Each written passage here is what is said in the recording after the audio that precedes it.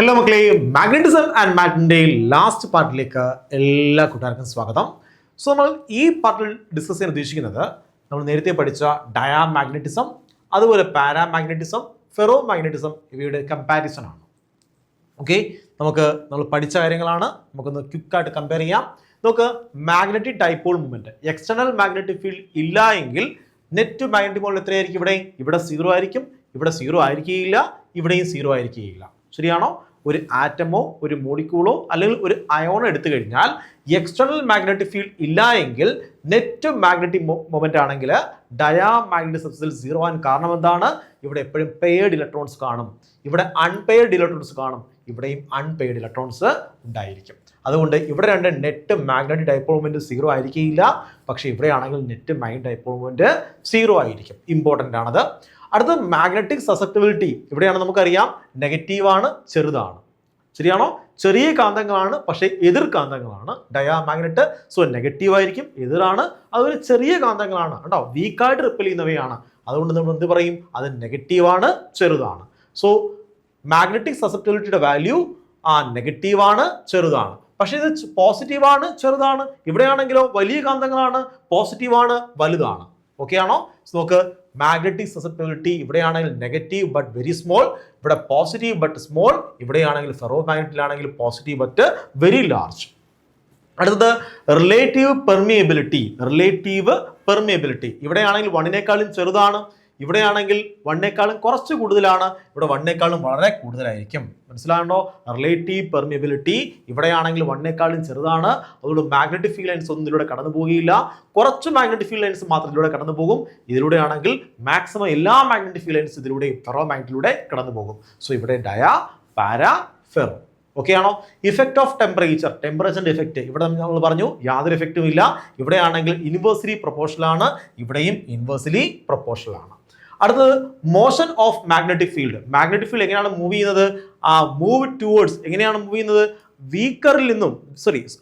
Move towards weaker magnetic ഫീൽഡിലേക്ക് move ചെയ്യും. അതായത് ഇത് സ്ട്രോങ്ങർ മാഗ്നറ്റിക് ഫീൽഡ് ആണ്, സ്ട്രോങ്ങറിൽ നിന്നും വീക്കറിലേക്ക് മൂവ് ചെയ്യും, റിപ്പൽ ചെയ്യും. ഇവിടെയാണെങ്കിൽ വീക്കറിൽ നിന്നും സ്ട്രോങ്ങറിലേക്ക് മൂവ് ചെയ്യും, കണ്ടോ? വീക്കർ ഫീൽഡിൽ നിന്നും മാഗ്നറ്റ് ഇരിക്കുന്ന ഭാഗത്തേക്ക് അടുത്തേക്ക് വരും, അട്രാക്ട് ചെയ്യും, സ്ട്രോങ്ങറിലേക്ക് മൂവ് ചെയ്യും. ഇവിടെയാണെങ്കിലും വീക്കറിൽ നിന്നും സ്ട്രോങ്ങറിലേക്ക് മൂവ് ചെയ്യും. ഓക്കെ ആണോ? അടുത്ത ബിഹേവിയർ ഇൻ മാഗ്നറ്റിക് ഫീൽഡ്.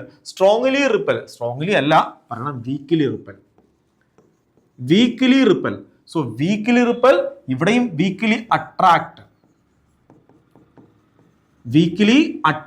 ഇത് സ്ട്രോങ്ലി അട്രാക്ട്. സോ എന്തൊക്കെയാണ് ബിഹേവിയർ ഇൻ മാഗ്നറ്റിക് ഫീൽഡ്? പറഞ്ഞ് വീക്ക്ലി റിപ്പൽ, ഇത് വീക്കായിട്ട് റിപ്പൽ ചെയ്യും. ഇവിടെയാണെങ്കിൽ വീക്ക്ലി അട്രാക്ട്, ഇത് വീക്കായിട്ട് അട്രാക്ട് ചെയ്യും, ഇത് സ്ട്രോങ് ആയിട്ട് അട്രാക്ട് ചെയ്യും. ഓക്കെ ആണോ? നമുക്ക് ഡയാമാഗ്നറ്റിസ് എന്താണ്? എതിർ കാന്തങ്ങൾ വീക്കായിട്ട് റിപ്പൽ ചെയ്യും. പാരാമാഗ്നറ്റ് വീക്കായിട്ട് അട്രാക്ട് ചെയ്യും. ഇവിടെ എന്ത് ചെയ്യും? സ്ട്രോങ് ആയിട്ട് അട്രാക്ട് ചെയ്യും. ഫെറോ മാഗ്നറ്റ് സ്ട്രോങ് ആയിട്ട് അട്രാക്ട് ചെയ്യും. അടുത്ത ഫീൽഡ് ലൈൻ പാറ്റേൺ. മെറ്റീരിയലിലൂടെ ആണെങ്കിലും മാഗ്നറ്റിക് ഫീൽഡ് ലൈൻസ് കടന്നു പോവുകയില്ല. കുറച്ച് മാഗ്നറ്റിക് ഫീൽഡ് ലൈൻസ് കടന്നു പോകും, എല്ലാ മാഗ്നറ്റിക് ഫീൽഡ് ലൈൻസും കടന്നു പോകും. നമുക്ക് ഫീൽഡ് ലൈൻസ് പാറ്റേൺ നോക്കിക്കഴിഞ്ഞാൽ ഫീൽഡ് ലൈൻസ് ഒരു ഫീൽഡ് ലൈൻസ് പോലും ഈ ഡയാമാഗ്നറ്റിന്റെ അകത്തൂടെ കടന്നു പോവുകയില്ല. ഡയാമാഗ്നറ്റിനകത്തൂടെ മാഗ്നറ്റിക് ഫീൽഡ് ലൈൻസ് ഒന്നും കടന്നു പോകുന്നില്ല. നമ്മൾ ഓൾറെഡി വരച്ചാണ് ഇതൊക്കെ. അതുപോലെയാണെങ്കിൽ കുറച്ച് മാഗ്നറ്റിക് ഫീൽഡ് ലൈൻസ് മാത്രം ഇതിലൂടെ കടന്നു പോകും. പാരാമാഗ്നറ്റിലൂടെ എല്ലാ മാഗ്നറ്റിക് ഫീൽഡ് ലൈൻസും എന്ത് ചെയ്യും? ഇതിനകത്തൂടെ കടന്നു പോവുകയുള്ളൂ. അതാണ് ഫെറോ മാഗ്നറ്റ് എന്ന് പറയുന്നത്. ഓക്കെ, നോക്കൂ മക്കളെ, അപ്പോൾ ഇതാണ് കമ്പാരിസൺ എന്ന് പറയുന്നത്. എനിക്ക് തോന്നുന്നു ഇപ്പോൾ കമ്പാരിസൺ വളരെ ഭംഗിയായിട്ട് മനസ്സിലായി കാണും. 1, 2, 3, 4, 5, 6, 7 കമ്പാരിസൺ ഞാൻ പറഞ്ഞിട്ടുണ്ട്.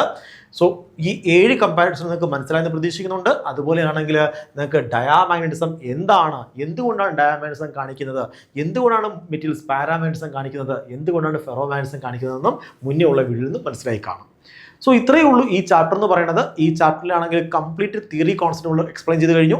ഇനി നമ്മളുടെ ന്യൂമറിക്കൽ പ്രോബ്ലംസ് ഉണ്ട്, അതുപോലെയാണെങ്കിൽ ധാരാളം ക്വസ്റ്റ്യൻസ് ഉണ്ട് ചെയ്യാനായിട്ട്. നമ്മുടെ ആപ്പിലാണെങ്കിൽ ഇത്തരം ക്വസ്റ്റ്യൻസ് ആണെങ്കിൽ ഡീറ്റെയിൽ ആയിട്ട് ഓരോ ടോപ്പിക്കിൽ നിന്നാണെങ്കിൽ 6ഉം 7ഉം ക്വസ്റ്റ്യൻസ് വെച്ചിട്ടാണെങ്കിൽ ഡീറ്റെയിൽ ആയിട്ട് എക്സ്പ്ലെയിൻ ചെയ്തിട്ടുണ്ട്, നമ്മുടെ ആപ്പിൽ കിടപ്പുണ്ട്. സോ വേണ്ടവരാണെങ്കിൽ ആപ്പിൽ ചെക്കൗട്ട് ചെയ്യുക. ടെല്ല ക്ലാസ്സസ് എന്ന് യൂട്യൂബിൽ പ്ലേ സ്റ്റോറിലും അതുപോലെ ആണെങ്കിൽ ആപ്പ് സ്റ്റോറിലും സെർച്ച് ചെയ്യുക. ആപ്പിലാണെങ്കിൽ CBSE Pro അതുപോലെ +1 +2 കോഴ്സസ് കിടപ്പുണ്ട്. അത് നിങ്ങൾ ചെക്ക് ചെയ്ത് കഴിഞ്ഞാൽ നിങ്ങൾക്ക് ഈ ഓരോ ടോപ്പിക്കിൽ നിന്നുള്ള ധാരാളം ക്വസ്റ്റ്യൻസ് കിട്ടും. ഓരോ NCERT കോൺസെപ്റ്റിൽ നിന്നും എങ്ങനെയൊക്കെ ക്വസ്റ്റ്യൻ ചോദിക്കാമെന്ന് മനസ്സിലാവും. സോ അത്രയും ക്വസ്റ്റ്യൻസ് ഒക്കെ ചെയ്ത് പഠിച്ചു കഴിഞ്ഞാൽ നിങ്ങളെ ബോർഡ് എക്സാംസ് CBSE ആയിക്കോട്ടെ സ്റ്റേറ്റ് ആയിക്കോട്ടെ വളരെ ഈസി ആയിട്ട് നിങ്ങൾക്ക് എന്ത് ചെയ്യാം, ട്രാക്ക് ചെയ്യാൻ കഴിയും. ഓക്കെ മക്കളെ, സോ ഞാൻ ഈ വീഡിയോ ഇവിടെ കൊണ്ട് സ്റ്റോപ്പ് ചെയ്യുകയാണ്. അപ്പോൾ ഈ ചാപ്റ്റർ ഇവിടെ കൊണ്ട് തീരുകയാണ്. നമ്മൾ അടുത്ത വീഡിയോയിൽ പുതിയ ചാപ്റ്ററുമായി കാണാം. So have a nice study. By.